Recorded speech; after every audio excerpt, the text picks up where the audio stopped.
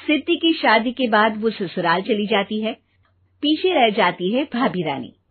सिद्धि के ससुराल जाते ही भाभी कहती है, अरे वाह जी वाह, सारे कपड़े मेरे।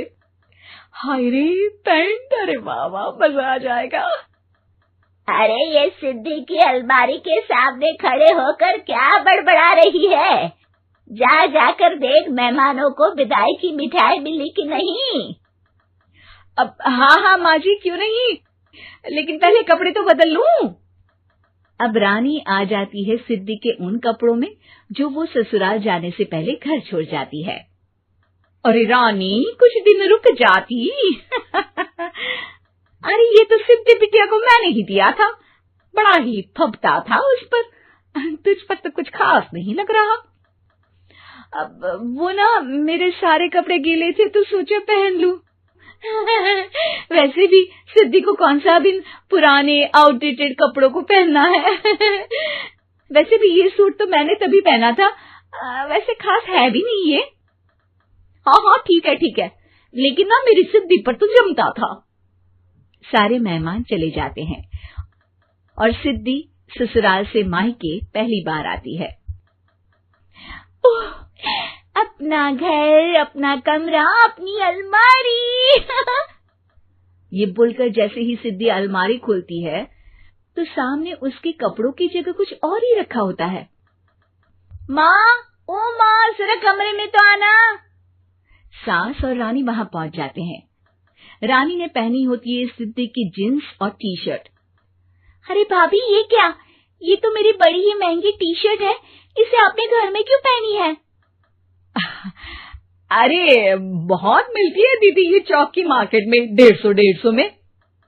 ओ भाभी प्लीज, ये एरोपोस्टल है, 2000 की एक टी शर्ट। ओहो, 2000 में तो दीदी 4 साड़ी आ जाए। अब क्या बोलूं? भाभी, ये मेरी अलमारी में छोटू के कपड़े, तो मेरे कपड़े कहाँ हैं? मेरी अलमारी में? अब दीदी आपको कौन से पुराने कपड़े पहनने थे? माना भाभी, लेकिन मैं जब घर आती तो यही सब पहनती ना। अरे तुम तो बड़ी कंजूस हो दीदी। खैर, वक्त आता है जब सिद्धि ससुराल के लिए रवाना हो रही होती है। अरे रानी, अंदर से सिद्धि का गिफ्ट ले आ, लड़की पहली बार ससुराल से मायके आई है। रानी अंदर जाती है और एक सिंपल सी साड़ी लेकर बाहर आ जाती है। ये लीजिए माँ जी। सास बेटी को गिफ्ट देकर ससुराल भेजती है। अगले दिन रानी एक सुंदर सी साड़ी पहनकर सामने आती है। अरे रानी, ये तो वो साड़ी है जो मैंने सिद्धि को देने के लिए दी थी जब वो ससुराल ले जाती, लेकिन ये तूने कैसे पहन ली?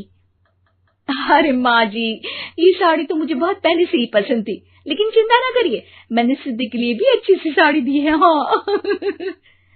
तभी सिद्धि का फोन आता है। क्या माँ, कुछ अच्छा तो दिया होता ससुराल ले जाने के लिए। अरे पहले दिखा दिया होता।